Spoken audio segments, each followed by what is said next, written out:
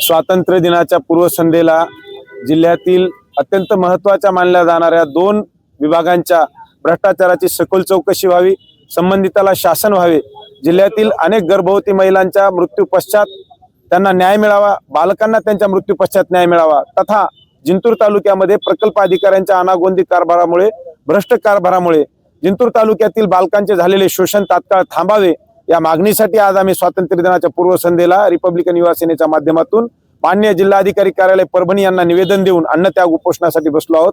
आम्हाला तात्काळ न्याय मिळावा। 2024 पासून या प्रकरणामध्ये आम्ही लढत आहोत। आम्हाला जर न्याय नाही मिळाला तर उद्या आम्ही या सर्व दस्तऐवजांची होळी करणार आहोत, अशी देखील प्रशासनाने याची जाणीव ठेवावी। आपण जे कागदपत्रे घेणार कशा प्रकारची कागदपत्रे यामध्ये आपल्या जिल्ह्यामध्ये मानव विकास मिशन योजना वैद्यकीय विभागामार्फत राबवली गेली होती। त्यामध्ये कोट्यवधी रुपयांचा भ्रष्टाचार वैद्यकीय अधिकारी तथा तालुका आरोग्य अधिकारी यांनी घडून आणलेला आहे। तो जनतेसमोर यावा व मृत्यू पश्चात त्या गर्भवती महिलांना न्याय मिळावा, ही माझी प्रमुख मागणी आहे। त्यानंतरची माझी मागणी आहे की आपल्या जिंतूर तालुक्यामध्ये ज्या काही महत्त्वाच्या मानल्या जाणाऱ्या अंगणवाड्या आहेत, जिंतूर तालुका हा व्याप्तीने मोठा असल्याने तिथे 2 प्रकल्प आहेत। या दोन्ही प्रकल्पांमध्ये जी काही गावं येतात त्या गावांमध्ये जी काही बालकं शिक्षण घेतात अंगणवाडीमध्ये, त्यांच्यावर खूप मोठा अन्याय झालेला आहे।